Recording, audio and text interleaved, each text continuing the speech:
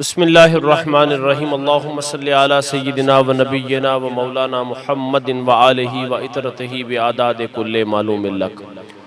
الحمدللہ ماہ مبارک کی آمد ہے، اور اس مبارک مہینے کے اندر یعنی رمضان مبارک کے اندر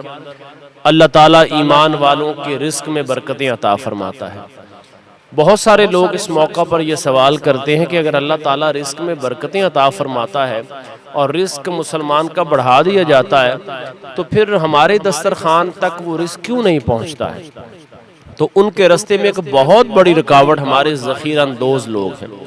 جو مال کو جمع کرتے ہیں۔ بڑے بڑے لوگ، حاجی حضرات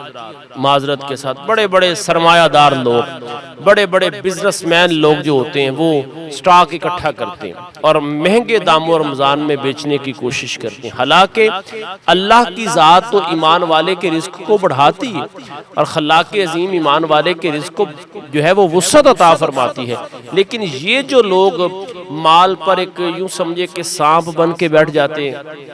یہ لوگوں کا ایمان والوں کے رزق کو ہے جو یہ بند کرنے کی یا کم کرنے کی کوشش کرتے ہیں۔ میں یہ سمجھتا ہوں کہ سابقہ سالوں کی نسبت اس سال جتنا ماہ رمضان میں ہمیں ایک دوسرے کا خیال رکھنا ہے، شاید آج سے پہلے اتنا نہیں تھا۔ ہم کوشش کریں ماہ رمضان مبارک کی آمد سے پہلے اگر کسی صاحب نصاب نے زکوٰۃ دینی ہے تو اس مہینے کے اندر زکوٰۃ دے، تاکہ لوگ اپنے سحری اور افطاری جو سفید پوش لوگ ہیں، جو غرباء ہیں،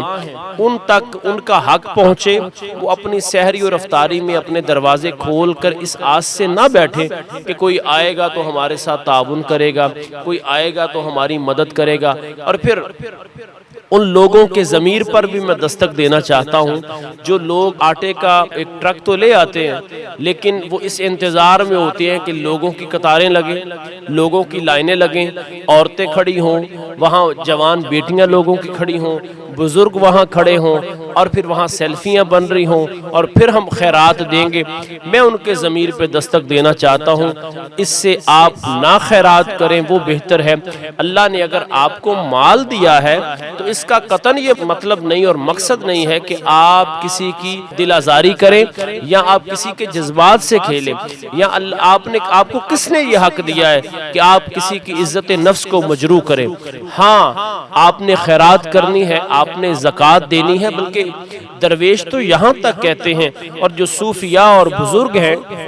اور جو علماء ربانیین ہیں وہ تو یہاں تک کہتے ہیں کہ زکوٰۃ جب کسی کو دی جائے تو اپنی نظروں کو جھکایا جائے۔ زکوٰۃ اس کے ہاتھ میں پیسے اگر دیے جائیں تو واپسی پہ اس کے ساتھ نظریں بھی انسان نہ ملائے بلکہ اپنی نظروں کو جھکا کے نکلے اور اللہ کی بارگاہ میں سجدہ شکر ادا کرے کہ مالک و مولا تو نے مجھے اس قابل بنایا کہ میں تیرے دیے ہوئے مال سے تیرے بندوں کی خدمت کر رہا ہوں۔ اور حدیث پاک ہے، نبی کریم علیہ السلام کی ذات پاک نے فرمایا، حضور فرماتے ہیں کہ اوپر والا ہاتھ نیچے والے ہاتھ سے بہتر ہے۔ اللہ تعالیٰ نے اگر اوپر والا ہاتھ یعنی ہمیں دینے والا بنایا ہے تو ہمیں اللہ تعالیٰ نے یہ اجازت نہیں دی ہے۔ خدا را اس کو سمجھنے کی ہم کوشش کریں، اللہ نے ہمیں یہ اجازت نہیں دی ہے کہ ہم اللہ کی مخلوق کی تذلیل کریں،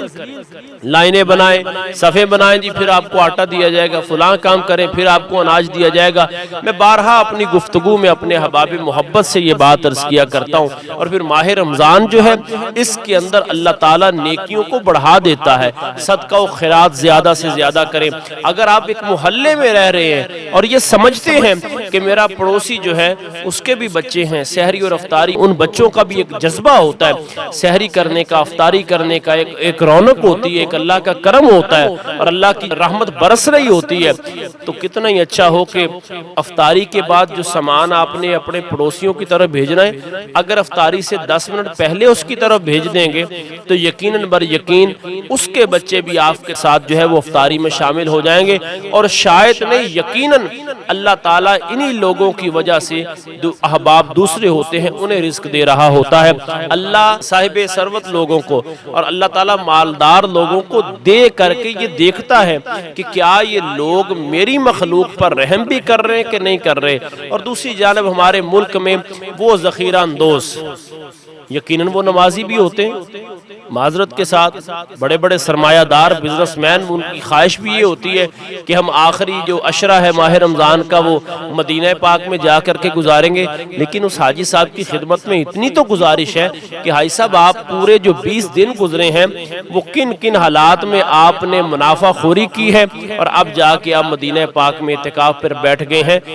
بتایا جائے کہ آپ اللہ اور اس کے محبوب صلی اللہ علیہ وسلم کی امت اور اللہ کی مخلوق کو ناراض کر کے کس کو راضی کرنے کے لیے آپ حرمین شریفین کے لیے عازم سفر ہوئے ہیں۔ اس جگہ پر ہم نے یہ سوچنا ہے کہ کیا ہم نے روزہ رکھا ہے تو کیا روزہ فقط ہماری زبان کا ہے؟ ہم نے اگر روزے رکھنے ہیں تو کیا روزہ فقط جو ہے جناب والا نماز ہی ہم نے پڑھنی ہے، یا صبح سے شام تک کچھ کھانا نہیں ہے؟ روزے کا اصل مقصد جو ہے وہ روزے کا اصل مقصد یہ ہے کہ انسان کا ہاتھ بھی رک جائے کہ جن چیزوں سے اللہ اور اس کے رسول صلی اللہ علیہ وسلم نے منع کیا ہے میں نہیں کروں گا، زبان رک جائے، نگاہیں رک جائیں، قدم رک جائے، پھر تو روزے کا اصل مقصد ہمیں حاصل ہوا۔ لیکن اگر جھوٹ بھی اسی طرح بولا جائے، یہ میں نے اس لیے عرض کیا کہ رمضان سے پہلے ہم نے تیاری کرنی کہ یا اللہ تیرا پاکیزہ مہینہ آ رہا ہے، تیرا مہمان مہینہ آ رہا ہے، ہمیں جھوٹ سے نجات عطا فرما، اور اگر کسی نے زکوٰۃ دینی ہے تو وہ زکوٰۃ اس انداز سے ادا کرے ماہ سیام سے پہلے، روزوں سے پہلے، تاکہ کوئی اگلا بندہ بھی جو ہے، غریب آدمی جو ہے وہ بھی رمضان کی بہاروں سے لطف اندوز ہو سکے۔ اسی طرح اگر آپ نے خیرات کرنی ہے یا دیگر معاملات ہیں زندگی کے، آپ سمجھتے ہیں کہ میں نے صدقہ و خیرات کرنی ہے، زکوٰۃ دینی ہے، تو خدا را ہم اپنے دلوں کے دروازے، اپنے ہاتھوں کو کشادہ رکھیں، اور یاد رکھیے کہ مالاں واڑے سخی نہیں ہوندے، سخیاں مال نہیں ہوندے، ایتھے اوتھے دوویں جہانی سخی کنگال نہیں ہوندے۔ جو بندہ ماہ رمضان میں اپنے دسترخوان کو کشادہ کرتا ہے، میری دعا ہے خلاق عظیم کی بارگاہ میں کہ اللہ تعالیٰ کل قیامت کے دن اس کے لیے جنت کے دسترخوان کو وسیع فرمائے۔ وما توفیقی الا باللہ۔